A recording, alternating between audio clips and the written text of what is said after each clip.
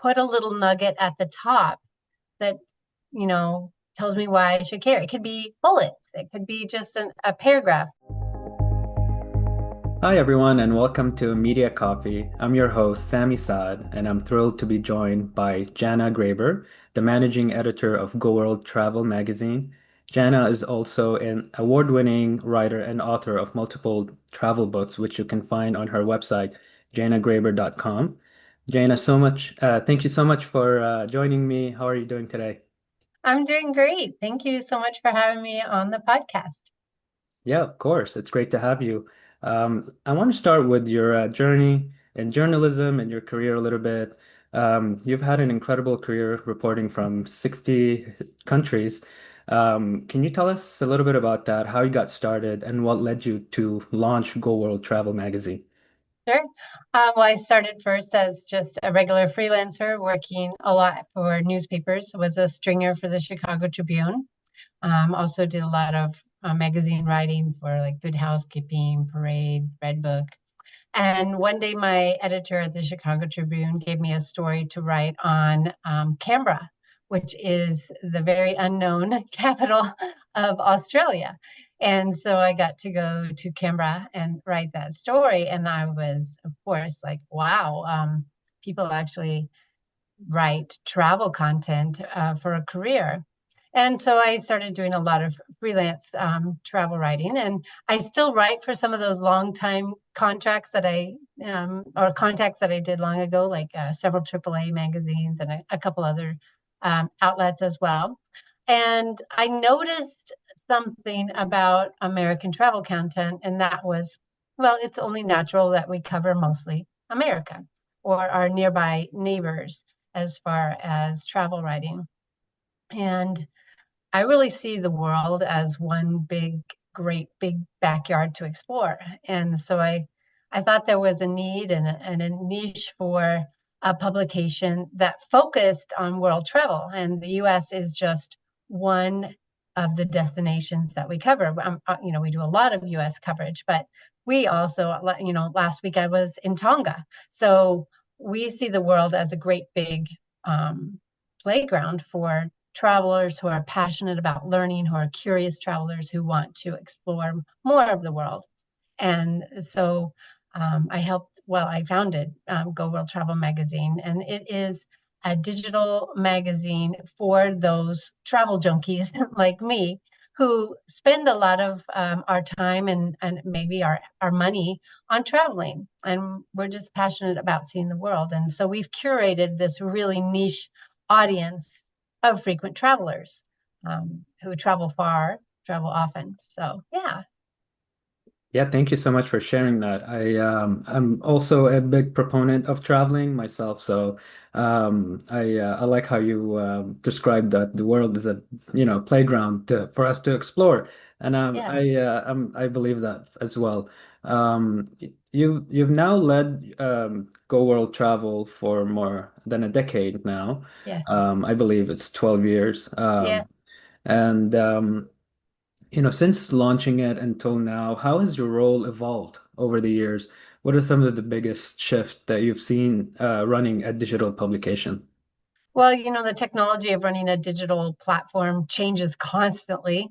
So part of our job is just, keeping up with what's going on.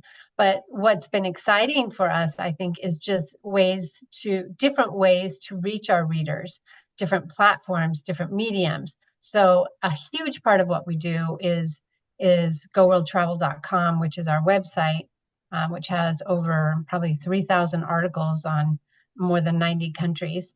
But we also have a podcast. We shoot a lot of video now. That's what we were doing in Tonga last week. We shot a whole bunch of video content that we can use. And so there's different platforms, I think, now available to connect with our readers and also to share the stories that we want to share in really powerful mediums, like video is really cool.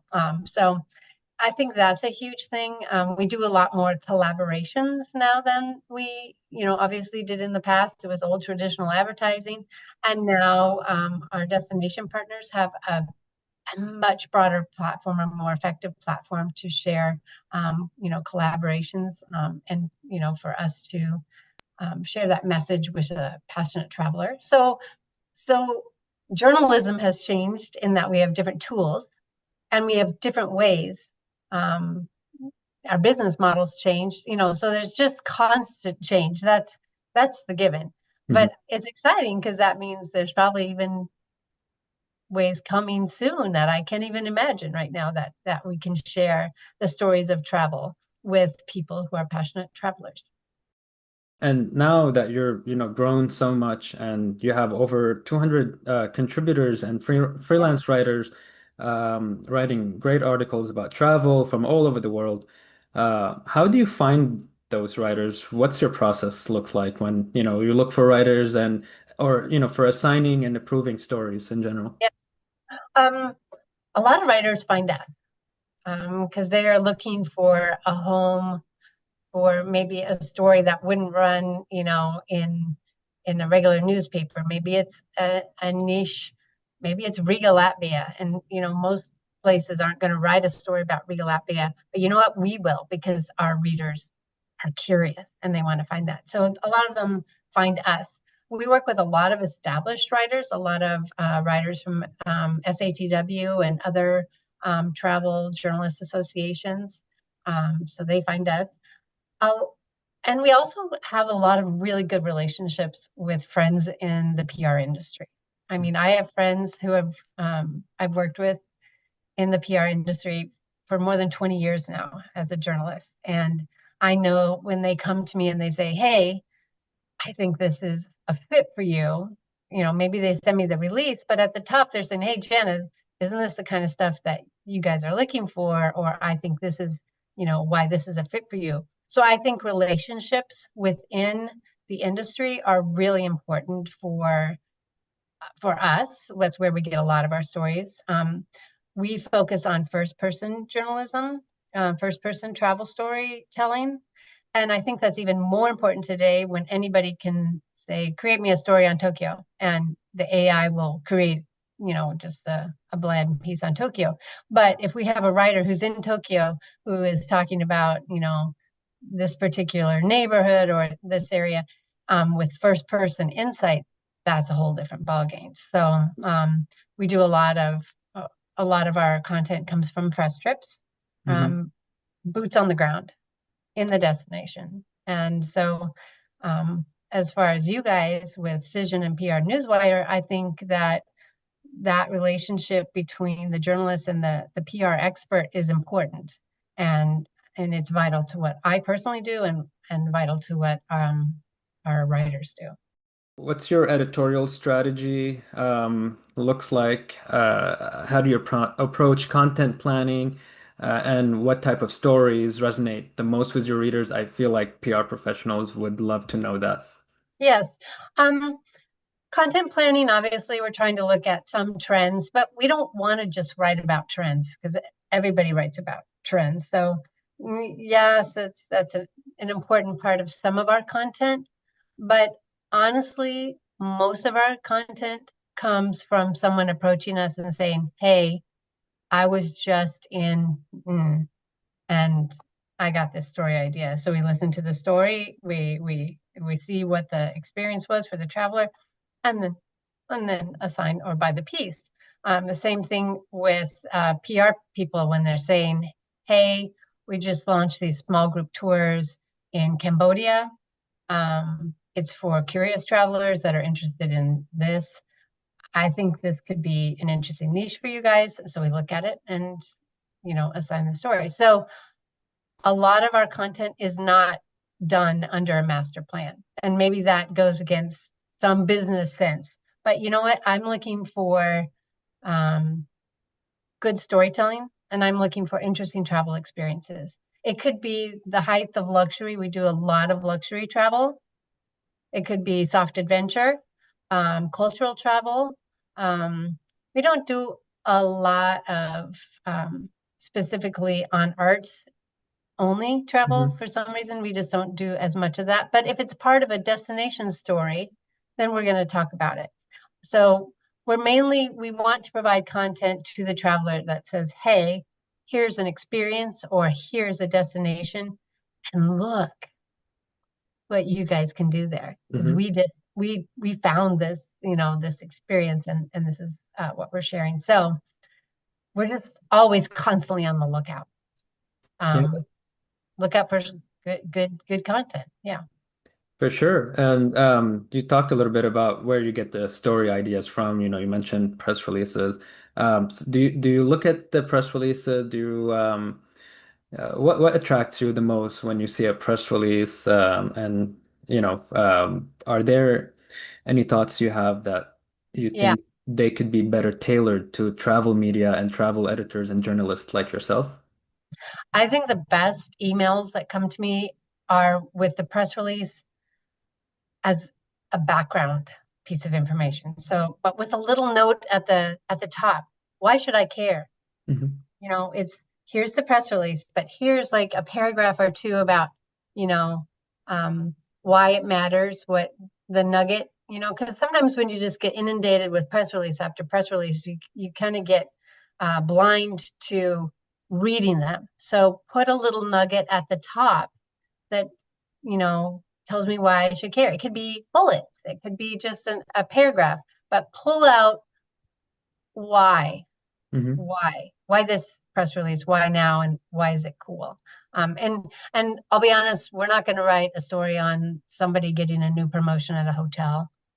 It's not going to happen. But if the hotel is part of this destination story and this hotel has some really cool experiences and maybe it caters to families, that's a story. Hmm.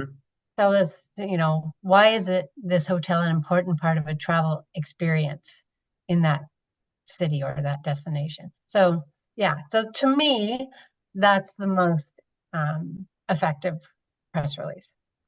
Yeah. Yeah. And when you say just pull out the most The nugget. important the hook, yeah. Yeah. You mean to include it in the email, right? Not Yeah.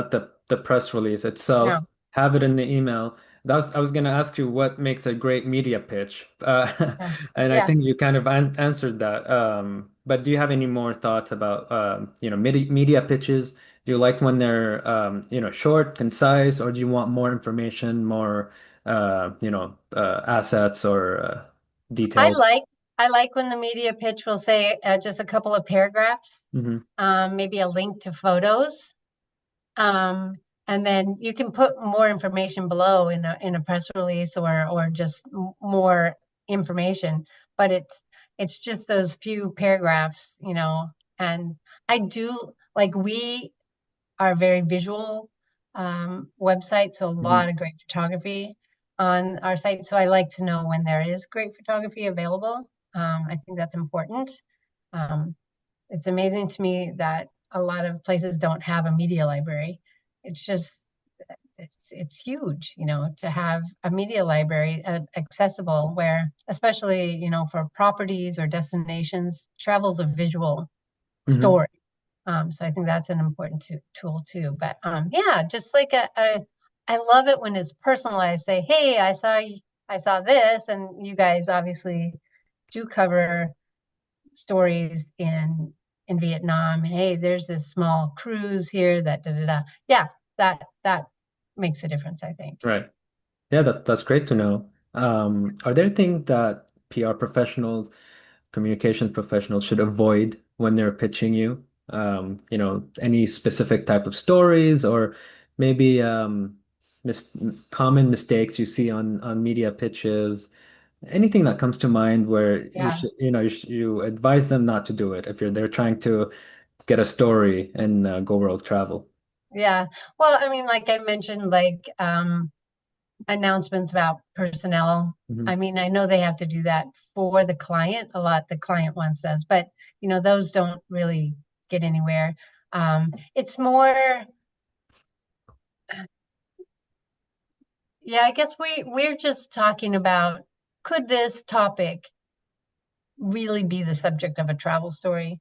And if so, then that's of interest to us. If not, then it's just not a fit for us. So we just let that one slide by. But um, Yeah. Yeah. And just in general, how has travel content changed, do you think, and Mm. throughout your career, and how has it impacted the stories that you cover? How's it travel? It's gotten shorter, Yeah. obviously. Hmm. When I first started out, I would write 2,000 word stories in the Wow. newspaper. It was great, but it's gotten shorter. We, as I said, as I mentioned, we do a lot of first person travel, but people respond as well to roundups, um, especially when we're just looking for a quick fix in our stories. So sometimes they just like lists. People are curious about lists, So we do have some of that because sometimes that's what people are looking for. I think it's just gotten shorter, and with the invention of AI feeding content, I think the focus should be even more on first person expert insight travel. Mhm. Um, versus just straight reporting. Yeah. Yeah, and it's especially with people's attention span is getting shorter.